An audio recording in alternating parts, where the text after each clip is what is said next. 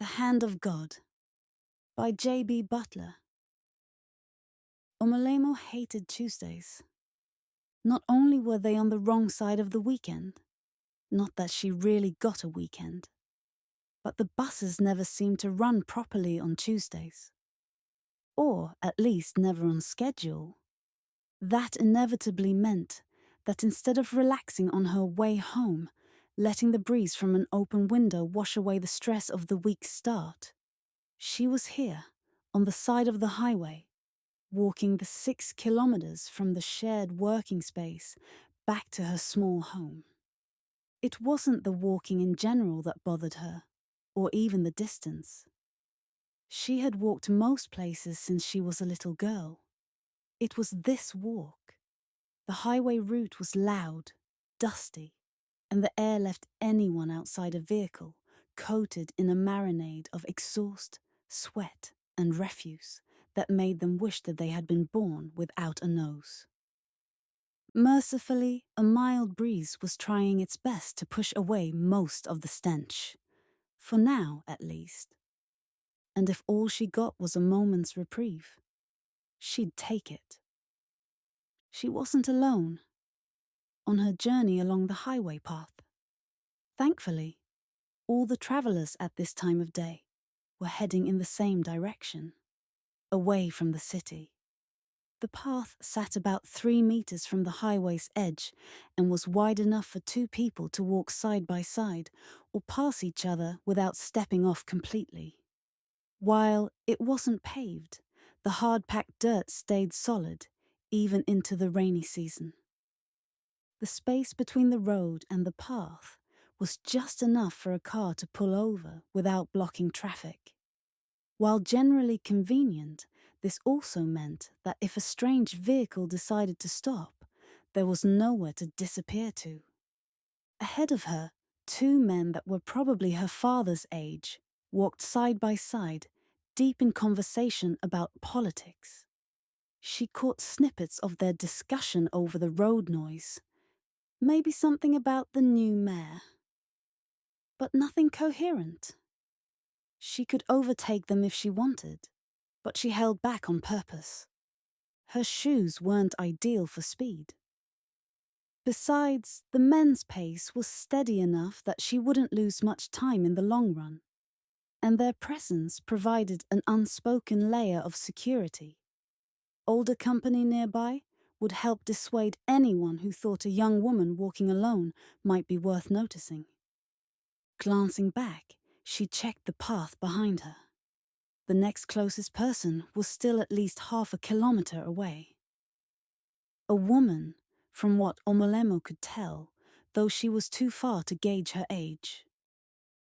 Suddenly, the bright evening sunlight dimmed. A great shadow swept over the land, as if a vast storm cloud had drifted in front of the sun. But even before she instinctively turned her head westward, Omolemo knew what she would see. The sun hadn't disappeared behind a cloud. It had passed behind the hand. The colossal shape loomed in the sky, impossibly still. It had a technical name, long, sterile, and difficult to remember. But everyone just called it the hand. The name fit. While not a true facsimile of a human hand, it had 5 massive extremities that stretched outward from a central body, each curved slightly downward as if it were meant to be cradling an invisible sphere. Black as a moonless night, the hand seemed to absorb the sun's rays, swallowing light rather than casting reflection.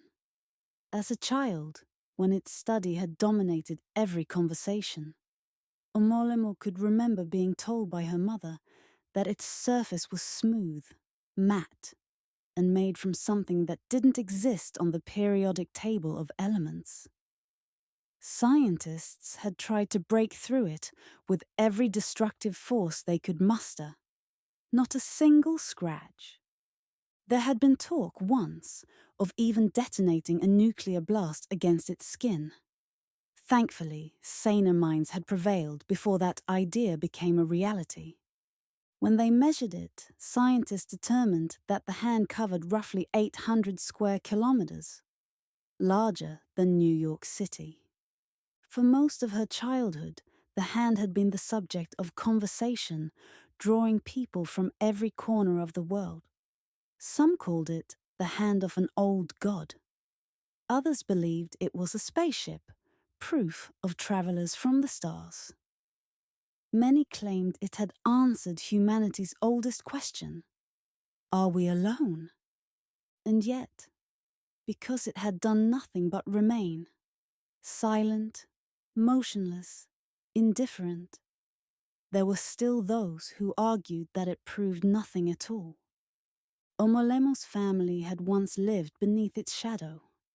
Their village had been one of the ones inside the exclusion zone, and they had been among the first to be relocated when the government declared the land uninhabitable. At first, there had actually been excitement. They were told that with so many tourists coming to see the hand, they would be compensated for their displacement, paid to share their stories with the world. The tourists came. The payments never did. Not that it would have mattered. Without sunlight, nothing under the hand survived. Crops withered. Animals vanished. By the time the government erected the exclusion zone's wall, it was almost unnecessary. No one wanted to live in a place where the sun never touched the earth. A car honked sharply as it swerved around another vehicle that had slowed beneath the hand's shadow. That actually surprised Omolemo. It was rare to find anyone distracted by the sight anymore. For years, the hand had captivated the world. Now, 28 years later, people barely noticed it. It had drifted to a stop over the plains and simply stayed. She turned her eyes back to the path ahead. A fork was coming up, one trail leading west, the Indlela Kankulunkulu, the path of God. The long road stretched miles from the city, winding through the exclusion zone until it reached the very heart of the hand's shadow. There were still those who travelled it. Pilgrims, the locals called them. Men and women who left everything behind to walk beneath the hand, seeking answers, or maybe absolution. But those who lived and worked in the city, they didn't go out there. They knew there was nothing in the shadow but emptiness. Even the animals had fled once the plants withered and died. Without the sun, nothing survived. And when nothing lived, no one sane had reason to follow. Omolemo refocused, pushing forward up the incline. Had it been darker, she might have seen the lights of her village in the distance from the top of the hill. Instead, cresting the rise, just as the sun emerged from behind the hand's highest finger, her stomach dropped. A sea of brake lights clogged the highway below. Flashing strobes cut through the fading daylight. "Can this day get any worse?" she muttered under her breath. A checkpoint. A checkpoint meant police. And police meant questions, papers, and the likelihood of being searched under the pretense of looking for contraband that didn't exist. She didn't have the patience or the stomach for their leering hands and empty threats. She glanced back toward the fork in the path.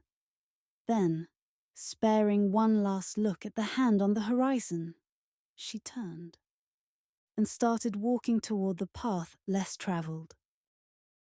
At least the smell isn't as bad this way, Omolemo thought, as she picked her way along the narrowing path. What had started as a rough track was rapidly degrading into something closer to a game trail. The true Indlela Kankulunkulu was still miles away, but this particular feeder path looked long abandoned. Still, land paths never fully disappeared once they had been cut by 1,000 footsteps. She knew this detour would add another 45 minutes to an hour to her journey, but the roadblock likely would have cost her the same. At least this way, she wasn't weighing the risk of making it home against the possibility of spending the night in a barred room with 20 strangers, staying awake just to make sure nothing happened to her. The trail sloped down from the road, leading into the open plains. After 5 minutes of walking, the traffic noise faded into a distant hum, indistinct and forgettable. The breeze still carried a coolness with it, stirring the tall grasses that flanked the trail ahead. Then, movement. She froze. Her head snapped to the right, eyes tracking the sudden blur. A fox. A small brown cape. Fox stood motionless halfway up the hillside, staring back at her. Its sharp ears twitched, its body tensed. Then it turned its head, and Omolemo's breath caught in her throat. Its left ear was torn. It couldn't be. Not after all these years. Foxes didn't live that long. Before she could process the thought, it was gone, vanishing into a thicket at the base of the hill. 2 birds burst from the brush in protest, their sharp cries spiraling into the sky. Her eyes followed them as they circled each other, wheeling upward into the fading light. Beyond them, in the hazy distance, the hand loomed. A mountain, suspended in the sky. Black against the dimming horizon, unmoving, unchanging, as if it had always been there. Back in temporary shadow once more, as the sun dipped behind another of the hand's fingers, Omolemo's thoughts drifted back to the first time she had seen a Cape fox. She had been a child, a small girl playing inside their hut when the screaming started outside. At first, she thought it was a fight. Someone arguing in the village square, maybe. But then the light from the windows dimmed, as if storm clouds had rolled in early. Or a great curtain had been drawn across the sun. She remembered the confusion, the creeping unease, the way her mother hesitated, breath held, listening. Then she ran, pushing through the doorway, ahead of her mother, out into the open air. She expected to see rain, maybe fire, something explainable. Instead, she saw darkness. Not the soft darkness of twilight, nor the shifting shadows cast by passing clouds. This was different, solid, spreading, a void swallowing the land. She looked down the long road in front of their house with wide eyes, watching as the shadows stretched beyond the village, pouring into the bush like ink spilled across the earth. What had started as a faint shade, like the flickering silhouette of a tree in the afternoon sun, was deepening into something else, something heavy, something absolute. She ran. She didn't know why. Only that she needed to see where the darkness ended. She made it to the edge of the village before she thought to look up. Her breath caught in her small chest. She stumbled, her feet tangling beneath her, and fell into the dust of the road. But she didn't take her eyes off the sky. Terror curled inside her like a living thing. She had seen a lion once, out in the bush with her father at camp. "Don't look away, Omolemo," he had warned. "If you look away, or run, it will think you're scared. It will think you're something to eat." She hadn't looked away then. She wanted to look away now, but she couldn't. Blackness moved through the sky, vast and relentless. It was as if someone had placed a lid over the world, sealing them in. But the lid was still sliding into place. It was massive. Too massive. Things like this didn't exist. Couldn't exist. The mind rebelled against it, the way it did when staring into something it was never meant to comprehend. And yet, here it was, blotting out the sun. The birds knew before they did. She heard their cries, saw them scattered toward the open plains, running from the sky itself. The few dogs in the village howled, their voices tangled with the distant screams of women. A rustling sound broke through the noise, drawing her gaze to the side of the road. A small Cape fox stood just meters from her, staring at the sky the way she had been. It turned its head, locking eyes with her, its left ear torn from some long-forgotten fight. It looked up once more. Then it was gone, slipping into the brush, leaving her alone with the dark. Looking west, Omolemo watched as the sun dipped lower, now caught between two of the hand's lower fingers. She doubted she'd make it home before dark. There was still at least 20 minutes left before the trail rejoined one of the more traveled footpaths leading back to her village. Her foot caught on a loose stone, and she stumbled forward, barely catching herself before she fell. She exhaled sharply, about to scold herself for not watching where she was going. Then she stopped cold. Out ahead, toward the open plains, a thin cloud of dust was rising into the air. Shit! The word slipped out before she could stop it. There were only a few reasons a dust cloud would be kicked up out here. None of them were good. Especially not for a woman walking alone on an empty trail. She turned, glancing behind her. No cover. Just a long open path sloping back the way she'd come. To the right, up toward the highway. She knew there was a gully that cut into the hillside. It would get her out of sight, but it was the wrong direction. Away from the footpath. Away from where she might find other travelers. The whine of an engine reached her ears, faint but growing louder. She didn't wait. Muttering a curse under her breath, she cut off the trail and started jogging toward a small rise to the east. Her breath quickening as she pushed toward the gully. She needed to disappear. Fast. Omolemo reached the top of the rise, just as the crack of a rifle shattered the air. She froze. A shout followed. Then the growl of a motorcycle engine coming to a stop. Slowly she turned. Two men dismounted from the large dirt bike, their faces obscured. Sunglasses and wrapped clothes hiding their faces. The one from the back of the bike held an old hunting rifle. The barrel still pointed skyward, as if she wasn't worth the effort of aiming. They don't think I'm a threat.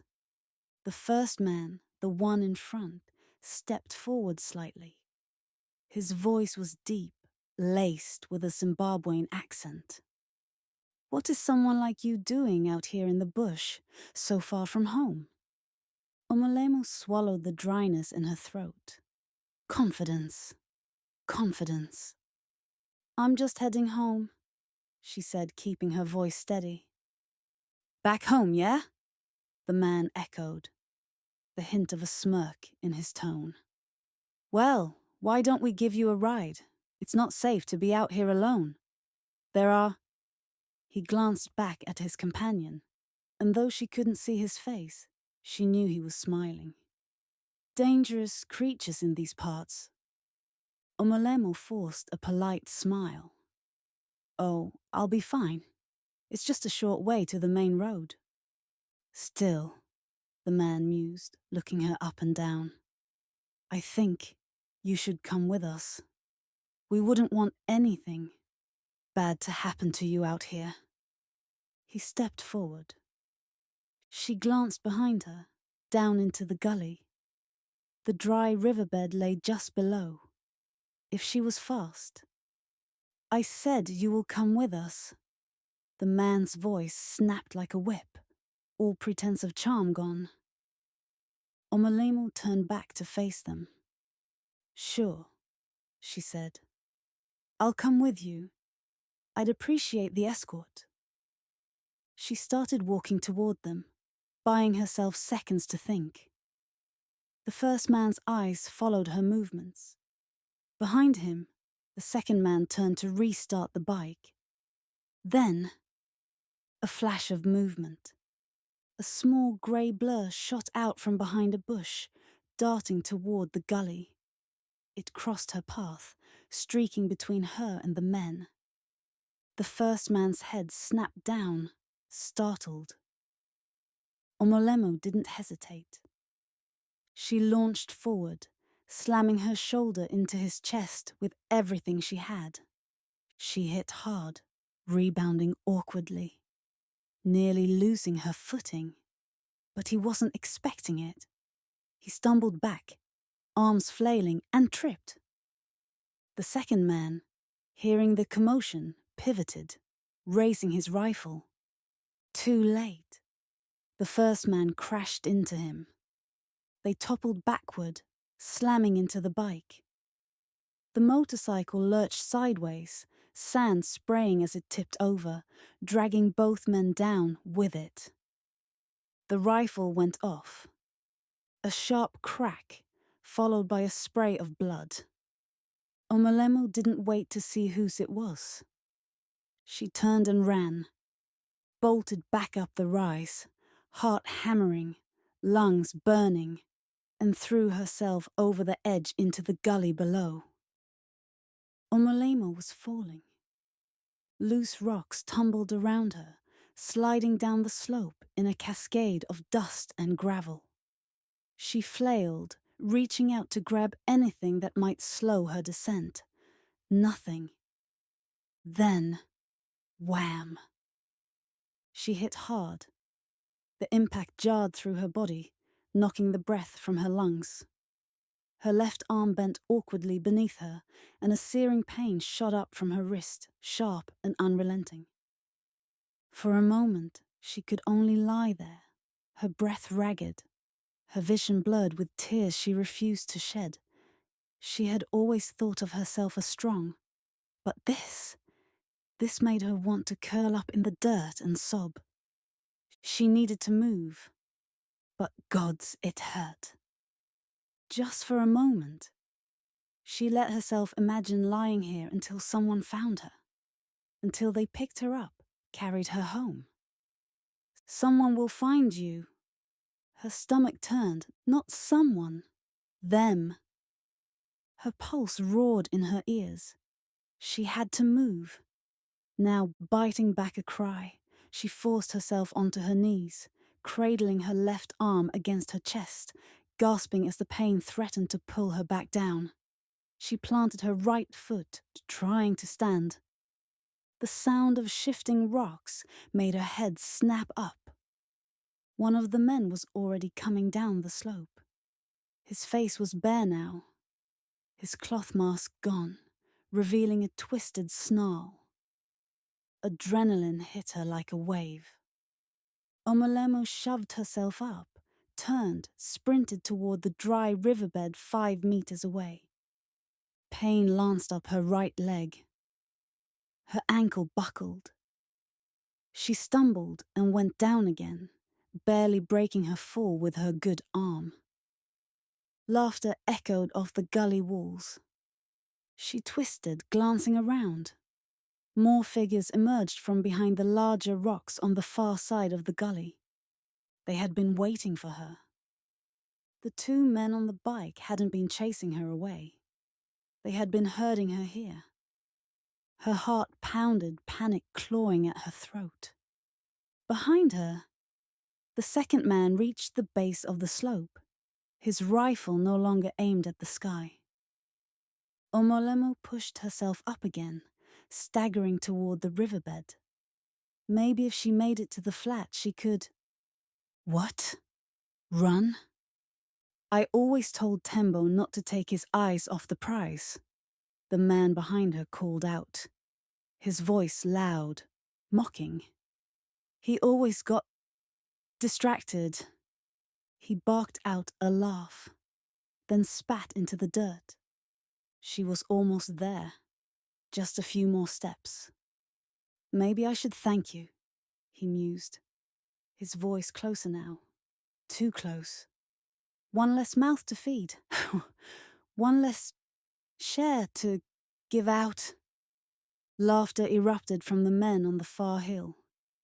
But, the voice came again right behind her now, thick with fury. A hand clamped onto her shoulder and spun her around.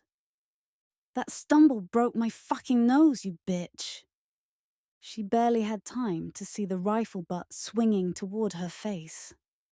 A burst of white-hot pain exploded behind her eyes. Then everything tilted, and the world went dark.